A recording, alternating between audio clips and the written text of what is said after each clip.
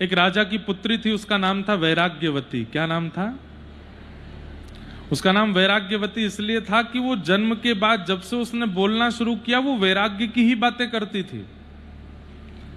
दुनिया के लोग कहते कि ये खिलौना कितना अच्छा है, देखो देखो लाली ये खिलौना कितना अच्छा है, और वो बोलने लगी है थोड़ा थोड़ा, बाल्यपन में ही बोलती है। हमारा शरीर भी तो खिलौना है, जैसे ये खिलौना टूट जाएगा एक दिन हम भी टूट जाएंगे। जैसे इस खिलौने में चाबी भरते हैं तो ये चलता है, हमारी भी चाबी है। पिताजी आपकी कुछ वर्षों की चाबी बची है, थोड़ा भजन कर लो। पिता देख करके घबरा जाए, 2.5 साल की बच्ची क्या वैराग्य की बातें करती है। कोई पुष्प ला करके देता, देखो ये पुष्प कितना सुंदर है, और वो वैराग्यवती उस पुष्प को देख करके कहती क्या सुंदर है, थोड़ी देर रुकने दो, थोड़ी देर बाद पतझड़ जैसा हो जाएगा, सूख जाएगा, पत्ते बिखर जाएंगे। हम सब भी ऐसे ही हैं, जैसे फूल डाल पर होता है परम सुंदर लगता है, डाल से टूटने के बाद धीरे धीरे धीरे धीरे बिखरने लगता है। हम सब भी ऐसे हैं, जब तक राम जी की सन्निधि में तब तक सुंदर लग रहे हैं, जिस दिन बिखर जाएंगे, दूर हो जाएंगे, बिखर जाएंगे। बच्चे दूर भागते थे, रिश्तेदार दूर भागते थे। परिवार में नव दंपतियों का ब्याह हुआ, दोनों पति पत्नी प्रणाम करने के लिए जब आए तो वैराग्यवती के पिताजी राजा थे, उनको प्रणाम करने लगे। वैराग्यवती से बोले हमारा ब्याह हुआ है, तुम भी कुछ अच्छा भाव सुना दो। वैराग्यवती बोली सुन पाओगी? बोले क्या बात है, बोलो। जा प्रियतम सो प्रीति घनेरी, सो देख डर जई हैं। जिस प्रियतम से तुम इतना प्रेम करती हो, जिससे 7 फेरे लेकर के आई हो, एक दिन ये पधार जाएगा, और इसके मरने के बाद इसका शव जब देखोगी तो उससे भी डर लगेगा तुमको। अरे मृत्यु के बाद यदि पति कहीं किसी झाड़ पेड़ के ऊपर अगर बैठा दिखाई भी दे दिया तो डर के मारे उसके नीचे से नहीं जाओगी तुम, और अपने आप को प्रियतमा कह रही हो। मन पंछी उड़ जाई हैं, जा दिन मन पंछी उड़ जाई हैं, ता दिन तेरे तन तरुवर के सबई पात झड़ जाई हैं। नव दंपति बेचारे देख करके भागे वहां से, रोने लगे, ये कैसी बातें बोलती है। पिता ने कहा बहुत हो गया, तो एक काम कर, बाहर कुटिया बनवा देते हैं, तू महल के बाहर रहा कर। बोली पिताजी इससे बड़ा सुख तो कुछ है ही नहीं, मैं तो चाहती हूं कि मैं तो युवावस्था में महल छोड़ रही हूं, आपको तो कब का चला जाना चाहिए था वन में जाके भजन करना चाहिए था। अच्छा है मैं तो युवा में ही चली जाऊंगी बाहर, लेकिन आप भी प्रतीक्षा करो कब जाओगे। ऐसी बातें करती थी। महल के बाहर पिता ने अच्छी व्यवस्था करके कुटिया बना दी, उसमें वैराग्यवती रहती थी, अपने ठाकुर जी की सेवा करती थी। एक दिन एक चोर आया, गांव में चोरी करता करता करता वैराग्यवती के घर पहुंच गया। खिड़की पर जाकर के देख रहा था अंदर क्या चल रहा है। वैराग्यवती अपने ठाकुर जी को शयन करा रही थी, और शयन कराते कराते बोल रही थी हे नाथ, मुझे अब कुछ नहीं चाहिए, संसार के किसी विषय में मेरा मन नहीं है, मैं बहुत प्रसन्न हूं कि मुझे कुछ नहीं भाता, मुझे केवल आप भाते हैं। लेकिन मैंने सुना है बिना गुरु की कृपा के आप नहीं मिलोगे, कृपा करके आप ही किसी गुरु को मेरे जीवन में भेज दो। चोर ने बाहर खड़े खड़े सुन लिया, बोले ओहो इसको गुरु की इच्छा है, हमको चेला की इच्छा है, हम ही गुरु बन जाते हैं। और वो चोर ही थोड़ा तिलक चंदन लगा करके और गले में माला वाला पहन करके थोड़ा स्वरूप अपना सुधार करके और तुरंत वैराग्यवती के द्वार पर पहुंच गया। अरे कोई है? यहां ब्राह्मण देव को बहुत जोर की प्यास लगी, सब इधर देखो, कथा सुनो। ब्राह्मण देव को बहुत जोर की प्यास लगी, कोई जल पिलाएगा? अरे कोई है? इतने में वैराग्यवती देखा कि कोई संत महात्मा साधु बाहर जल मांग रहे हैं, तुरंत ठाकुर जी की प्रसादी जल लेकर के दौड़ी, जय हो महापुरुष, आप प्यासे हैं, विराज जाइए, जल पान कीजिए। चोर बोला अरे बालिकाए, मैं तुमसे बहुत प्रसन्न हूं, लेकिन मैं क्या बताऊं, मैं अपने नियम के कारण मुझे लगता है किसी दिन प्राण त्याग दूंगा। ऐसा क्या नियम है आपका? मेरा नियम है कि मैं अपने शिष्यों के हाथ से ही जल पीता हूं और शिष्यों के हाथ का ही बना प्रसाद पाता हूं। प्यास तो मुझे बहुत दिनों की लगी है, लेकिन मेरा शिष्य कोई मिल ही नहीं रहा है। वैराग्यवती तुरंत नेत्र बंद करके बोली, ओहो, मैं अभी ठाकुर जी से कह रही थी कि कोई गुरु भेज दो मेरे जीवन में जो आपसे मिलाए। मुझे लगता है ठाकुर जी ने ही गुरु भेजे हैं जो शिष्य की तलाश कर रहे हैं। वैराग्यवती ने कहा, मैं योग्य तो नहीं हूं, लेकिन अगर आपकी इच्छा हो तो आप मुझे दीक्षा दे दीजिए, मैं आपकी शिष्या बन जाऊंगी और फिर आप मेरे हाथ का जल पी लीजिएगा। हाँ लाली, ये तो बढ़िया। अब उसको कुछ नाम मंत्र आते होंगे ठाकुर जी के, नाम याद होगा, कान में नाम बोल दिया, तिलक लगा दिया, गले में कंठी पहना दी, अब तुम मेरी शिष्या होगी। जल पान किया। गुरुदेव आपकी बड़ी कृपा। अब देखो यहां पर गुरु छलिया है, लेकिन शिष्य के चित्त में पूर्ण विश्वास है कि ये मेरे गुरु हैं।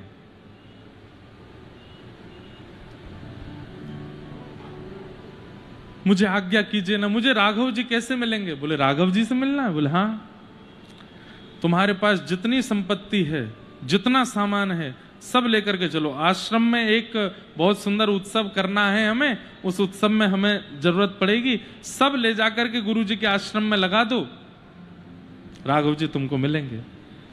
बोले गुरुदेव मुझ पर संपत्ति तो ज्यादा नहीं, पर ठाकुर जी के सोने के बर्तन और कुछ आदि हैं, ले चलो ले चलो, सबको ले चलो, ठाकुर जी को भी ले चलो।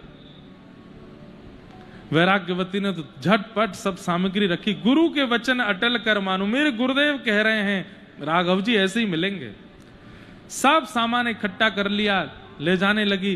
गुरुदेव बोले, अरे तुम इतना भार कैसे उठाओगी, लाओ थोड़ा मुझे दे दो। नहीं नहीं गुरुदेव मैं उठा लूंगी। ठाकुर जी वाला तुम रख लो, ठाकुर जी अपनी को, बाकी सामग्री मुझे दो, मैं लेके चलता। लेके चल रही है, अपने गुरुदेव का मुख भी नहीं देख रही, केवल चरण देख रही। कितने कोमल चरण हैं इनके, कितने मधुर मेरे गुरुदेव हैं। वो चोर हैं वो। चलते चलते चलते एक रास्ते में कहीं पहुंचे। गुरुदेव ने कहा, हमारी दीक्षा की एक परंपरा है, वो तुम करना भूल ही गए। बोले क्या? बोले इस पेड़ के पास खड़ी हो जाओ। वैराग्यवती खड़ी हो गई, उसको रस्सी से बांध दिया वैराग्यवती को, और कहा ये सामान सब हम ले जा रहे हैं, आश्रम पर रख के आते हैं, जब तक हम आश्रम जाएंगे और लौट के आएंगे ध्यान रखना, हमारे आने के बाद ही ठाकुर जी तुमको मिलेंगे, जब तक मैं ना आऊं यहां से जाना नहीं। ये हमारी दीक्षा की एक परंपरा है, ये तब तुमको करना पड़ेगा। जो आज्ञा गुरुदेव, मैं कहीं नहीं जाऊंगी, आप जाइए। सब सामान सट्टा लेकर के चोर महाराज तो वहां से भाग गए, उसको बांध के चले गए। क्योंकि अगर संग लेके जाऊंगा तो सब जानता है नगर कि वैराग्यवती राजा की पुत्री है, ये कहां चोर लेकर के घूम रहा है, मेरे सब पोल पट्टी खुल जाएगी। तो वहीं बांध के भाग गए। खड़ी खड़ी वहीं पर ही प्रतीक्षा कर रही है, मेरे गुरुदेव आ रहे होंगे। 1 दिन निकल गया, 2 दिन निकल गया, 3 दिन निकल गए, 4-5 दिन निकल गए। वहां 5 दिन के अंदर राजा को पता चला कि बाहर जो वैराग्यवती की कुटिया थी उसमें वैराग्यवती है नहीं। अंदर जाके देखा तो सब सामान वहां से गायब, ठाकुर जी गायब। राजा बोले क्या हुआ, कहां चली गई? अपनी पूरी सेना लगा दी ढूंढने के लिए। एक सेना की टोली ढूंढते ढूंढते जंगल की ओर गई, वहां उनको वैराग्यवती मिल गई। आंख बंद करके प्रसन्न मुद्रा में गुरुदेव की प्रतीक्षा कर रही है। सैनिकों ने जाकर के जैसे ही राजा को बताया, राजा आए, आकर के देखा वैराग्यवती आंख खोलकर, पिताजी मेरे पास मत आना, मुझे खोलिएगा नहीं। और आप लोग क्यों आ गए यहां पर? मैं ठाकुर जी से मिलने वाली हूं, जाइए ना यहां से। अरे क्या कर रही है? मेरे गुरुदेव मुझे यहां बांध के गए हैं, वो कह के गए हैं कि ये दीक्षा की परंपरा है, ठाकुर जी आएंगे, मेरे गुरुदेव आएंगे तब तक मैं हिलूंगी नहीं यहां से। राजा रोते रोते बेचारे किसी अन्य शिष्य गुरु के पास गए, उन्होंने समझाया, वैराग्यवती नहीं मानी। एक दिन नारद जी महाराज उस नगर में भ्रमण करते हुए आए। राजा ने नारद जी से कहा, नारद जी महाराज वीणा लेकर के आ गए। बोले देवी मैं भक्तराज नारद हूं, तुम्हारे गुरु जो हैं वो साक्षात चोर हैं। वैराग्यवती बोली चोर होंगे आपके गुरुदेव, मेरे गुरुदेव के बारे में गलत सलत मत बोलिए, मेरे गुरुदेव आएंगे, ठाकुर जी से मिलाएंगे। नारद जी बोले इतना विश्वास? अगर मैं महादेव से बुलवा दूं तो राजा बोला आप बुला दो, महादेव आ जाएं, थोड़ा वो बोल दें तो ये मान जाएगी। कैलाश पे जाके महादेव को सब बात बताई, बोले चोर गुरु बना लिए हैं, वो बांध के चले गए और शिष्या उन्हीं की प्रतीक्षा में खड़ी है। महादेव आप जाके बोल दो कि वो गुरु नहीं है, चोर है। देव आदिदेव महादेव नंदी पर विराजमान होके त्रिपुंड धारण करके त्रिशूल लेकर के वैराग्यवती के सामने आ गए। दूर से प्रणाम किया, जय हो महादेव, आपके दर्शन हो गया। लाली वो जो तुम्हारे गुरु हैं वो गुरु नहीं है, वो चोर हैं, वो नामी चोर हैं। उनका नाम बता दिया, बोले आसपास के क्षेत्र में प्रसिद्ध चोर हैं। वैराग्यवती बोली महादेव आप चाहे जो बोल लीजिए, मैं अपने गुरुदेव पर अविश्वास नहीं करूंगी। राजा बोला आपकी बात भी नहीं मान रही, इनकी भी नहीं मान रही, क्या पता दुर्गा मैया की मान ले, उनको बुला लाओ, आप पार्वती जी को ले आओ। पार्वती जी आ गई, उन्होंने कह दिया, तब भी नहीं माने। अंत तो गत्वा बचे नारायण। नारायण प्रकट हो गए शंख चक्र गदा पद्म धारण करके। वैराग्यवती ने दूर से प्रणाम किया, दंडवत किया। ठाकुर जी की रूप झांकी देख करके खूब भलैया ली, नेत्रों से रोने लगी, मेरे नाथ मुझे मिल गए आज। ठाकुर जी ने कहा हम बहुत प्रसन्न हैं तुम्हारी निष्ठा से, लेकिन हम तुमको बताना चाहते हैं कि तुम्हारे जो गुरु हैं वो चोर हैं, वो उचित गुरु नहीं है। वैराग्यवती बोली आज मेरे जीवन का सबसे बड़ा फल मिला कि मुझे साक्षात नारायण दिख गए, लेकिन माफ करिएगा प्रभु, मेरे गुरु तो सर्वश्रेष्ठ हैं। ऐसे कौन से गुरु होंगे जो 7 दिन के लिए शिष्या को बांध के गए, महादेव नारद जी नारायण सब प्रकट हो गए हैं सामने आकर के दर्शन दे रहे हैं। ये मेरे गुरु की कृपा नहीं है तो क्या है? आप उनको चोर कैसे कह सकते हो? अरे दुनिया के बड़े बड़े मठाधीश, बड़े बड़े गुरु बैठे हैं, अपने शिष्यों को दीक्षा देते हैं, वर्षों वर्ष निकल जाते हैं, ठाकुर जी की झांकी नहीं दिखती। एक सप्ताह में सारे देवता मेरे सामने आकर के खड़े हो गए, ये मेरे गुरु की कृपा नहीं है। ठाकुर जी महादेव को देखे, महादेव नारद जी को देखे, बोले भैया प्रणाम है इसको। तो बोले अब दर्शन हो गए, अब तो जाओ तुम अपने। ना, मेरे गुरुदेव जब तक आके मुझे नहीं खोलेंगे मैं नहीं जाऊंगी। भगवान बोले मैं प्रकट हो गया हूं तुम्हारे सामने, अब तो मान जाओ। नहीं, मेरे गुरुदेव। ठाकुर जी महादेव को संग लेकर के बोले इसके गुरु को पकड़ के लाते हैं। गुरुदेव 5-6 गांव दूर कहीं पर डकैती डाल रहे थे। ठाकुर जी पहुंचे, रात्रि का समय, घर में घुस रहे थे, मुंह पर कपड़ा वपड़ा बांध के। पीछे से ठाकुर जी ने कहा सुनो, पीछे मुड़ के देखा तो शंख चक्र गदा पद्मधारी ठाकुर जी। भगवान आप भगवान हैं? अरे आप महादेव हैं। बोले तेरे चक्कर में पूरा देव समाज हेला पड़ा है, चल जल्दी यहां से। बोले हमने क्या किया? बोले कि तू वो वैराग्यवती को वो अभी तक बंधी हुई है क्या वहीं पे? मुझे तो लगा राजा की सेना ने आके खुल दिया होगा।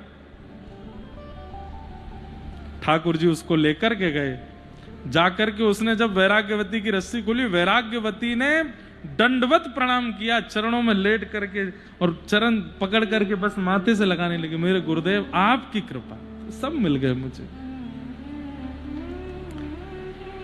निष्ठा। गुरु शब्द जो है ना, शब्द में ही ताकत है। व्यक्ति में तो योग्यता आ ही जाती है, अध्ययन के द्वारा, परिश्रम के द्वारा, तप के द्वारा। जो व्यक्ति गुरु पद पर बैठा उसमें तो योग्यता आ ही जाती है। नहीं तो गुरु शब्द अपने आप में ही बहुत बलवान है, बस उसके प्रति निष्ठा कोई बना ले। व्यक्ति योग्य ना भी होगा तो भी गुरु शब्द कल्याण कर देगा।